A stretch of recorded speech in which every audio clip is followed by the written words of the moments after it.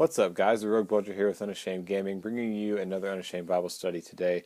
We are going to wrap up Luke today officially and be done with it, and then talk a little bit more about what we're going to move on to next.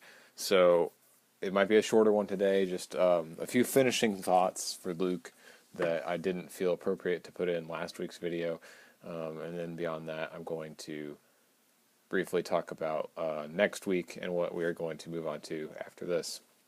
So, to start things off, I want to think back to Peter's denial of Christ. We talked, I think that was a pretty long episode, but I mentioned how Peter must have felt when he denied Christ that third time, and Christ looked directly at him, and it says Peter went out and wept bitterly.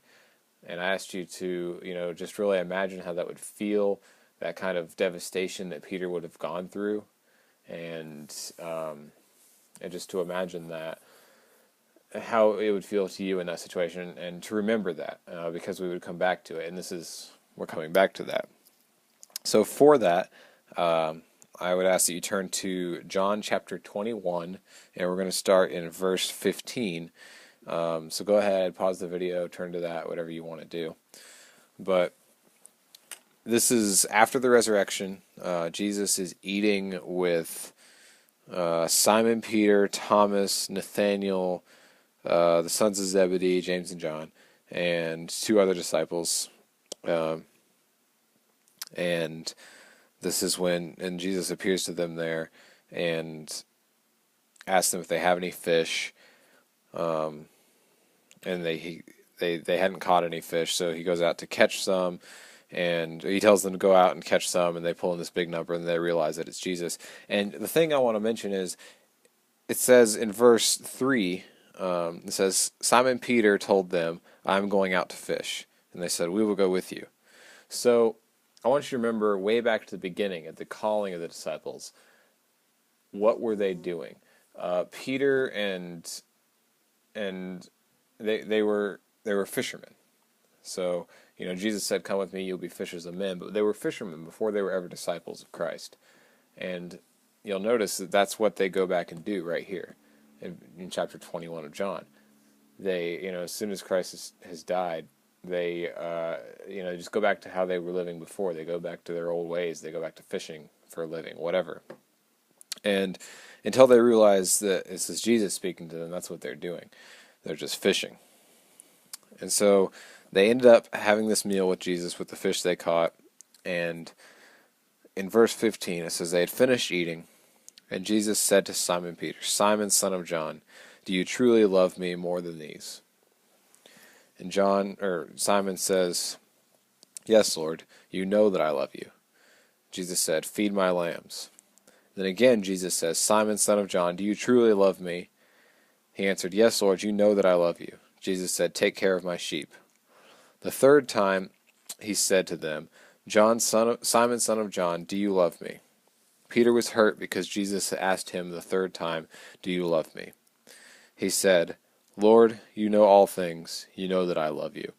And many of you probably know the kind of love Jesus is talking about is agape love. It's Greek. It's agape is like a deep, intimate type love.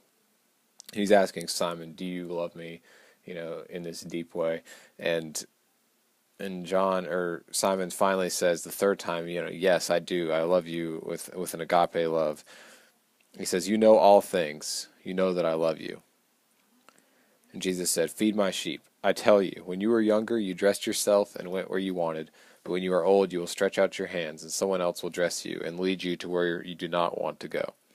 Jesus said this to indicate the kind of death by which Peter would glorify God. Then he said to him, follow me. And that kind of death, of course, is tradition which dictates that Peter was crucified upside down because he did not want to be crucified like Christ.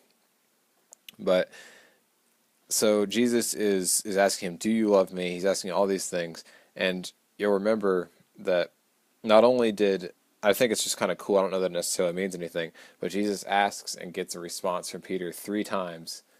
Do you love me? And Peter says, yes, I love you. And Peter denied Christ 3 times.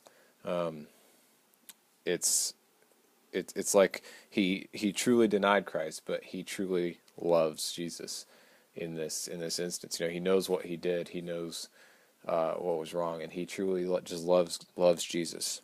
And Jesus is telling him, "Feed my sheep. You know, take care of those. Be a discipler. Now you are a disciple. Now teach others. Feed my sheep." And John says, you know, he will. Or I keep calling him John. I'm reading in John. Peter says, you know, I will do these things. I love you. And this is actually the section of this in my Bible is called Jesus Reinstates Peter.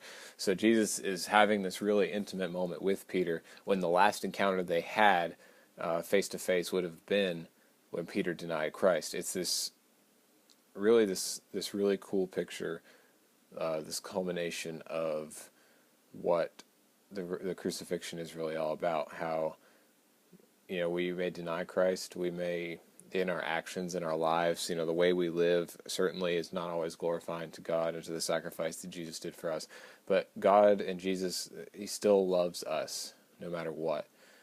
We are still his children, disciples, and we are called in the same way to go and to be disciples to the world, to help other people, to feed the sheep, basically, to feed the flock. And I just think this is a really cool picture of the kind of love that is shown through the cross, the kind of love that Jesus expects and gives. And that's really just what I wanted to wrap up the study of Luke with, because I think if there's one message in the Bible as a whole, I might have said this before, but if you had to pick one main point from the entire Bible, I would say it would be love and the love of God. And that's just something that is perfect to me, a perfect ending to this story that we've been going through for the last 24 weeks that we did. Yeah, Luke 24 is the last chapter of Luke. So 24 weeks we went through Luke, and this is just a great picture of what it all really means. So that's what I want you guys to take away from it, if anything. I hope you enjoyed the whole study of Luke as a whole. I really have, and maybe we'll return to the Gospels and down the road in a Bible study in a different sort of way. Obviously, you don't want to just go through in the same way again, probably, but we'll try and keep it new. But for next week, I want to do something Old Testament, and I was thinking we would do a study of Daniel. Now, or David, King David. I can't get my names right tonight, guys. I was thinking we'd do a study of King David for next week. Well, more than next week, but start on it next week. So that's in 1st and 2nd Samuel is when the story of David really is in its fullest. 1 Samuel chapter 15 is where David is first mentioned and has an encounter with Samuel. But in order to fully understand the story of David, we have to have a background on the story, the history of Saul and the king, and how the kingship started in Israel. So I'm probably going to, as briefly as I can, summarize the main points of the first 15 chapters of 1 Samuel next week. So if you wanted to, you don't necessarily have to read them all. Just be familiar with the story of Saul leading up to David and the history of it and how Israel came to have a king and stuff like that, because that's what I'm going to go over next week.